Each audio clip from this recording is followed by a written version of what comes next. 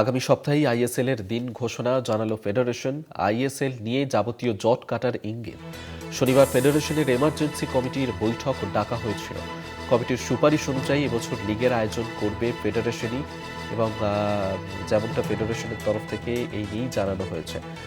আমাদের সঙ্গে এই মুহূর্তে টেলিফোনে রয়েছেন আমাদের ডিজিটাল হেড অর্পণ ঘোষ। অর্পণদা, আইএসএল এর দিনক্ষণ নিয়ে ঠিক কি জানালো ফেডারেশন? দেখো, অভিক, একটা বিষয় হচ্ছে আইএসএল নিয়ে যে জট তৈরি হয়েছিল সেই জট আপাতত কাটছে বলে মনে হয়েছে, এবং ফেডারেশন আজকে ইঙ্গিত দিয়েছে যে আগামী সপ্তাহে দিন ঘোষণা হবে। কবে হবে সেটা এখনো পর্যন্ত কিছু জানায়নি। তবে সবচেয়ে ভালো খবর যেটা সেটা হচ্ছে আইএসএল হচ্ছে, যেটা সম্ভাবনাটা প্রায় ছিল না। এবার আজকে অর্থাৎ শনিবার দিন এআইএফ এর এমার্জেন্সি কমিটির বৈঠক ডাকা হয়েছিল। সেই বৈঠকে 3 সদস্যের আইএসএল কমিটি তাদের চূড়ান্ত রিপোর্ট দেয় আইএএফ এর সভাপতি কল্যাণ চৌবের হাতে। বৈঠকে কমিটির প্রস্তাবগুলো সরকারিভাবে গৃহীত হয়েছে বলে জানানো হচ্ছে। ফেডারেশনের পক্ষ থেকে জারি করা বিবৃতিতে যে বিষয়টি জানানো হয়েছে সেটা হচ্ছে যে আইএসএল কমিটি যে সুপারিশগুলো করেছে সেগুলির ভিত্তিতেই চলতি মৌসুমের লিগ আয়োজন করা হবে।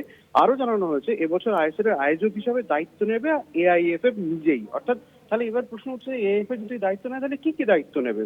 সূত্রের খবর, রেফারিং থেকে শুরু করে সম্প্রচার সহ লিগ পরিচালনার যাবতীয় খরচ বহন করবে ফেডারেশন। অন্যদিকে ক্লাবগুলি নিজেদের দল গঠন করবে এবং হোম ম্যাচের আয়োজনের দায়িত্ব নেবে। সব মিলিয়ে যেটা বলা যেতে পারে, দীর্ঘ অনিশ্চয়তার পর আইএসএল নিয়ে স্পষ্টতা এলো এবং আগামী সপ্তাহে দিন ঘোষণা করবে ফেডারেশন। এটাই বড় কথা, এবং আইএসএল হচ্ছে, এটাই বড় কথা। অভিজ্ঞ, ধন্যবাদ অর্পণদা। ডিজিটাল হেড অর্পণ ঘোষ আমাদের সঙ্গে টেলিফোনে ছিলেন।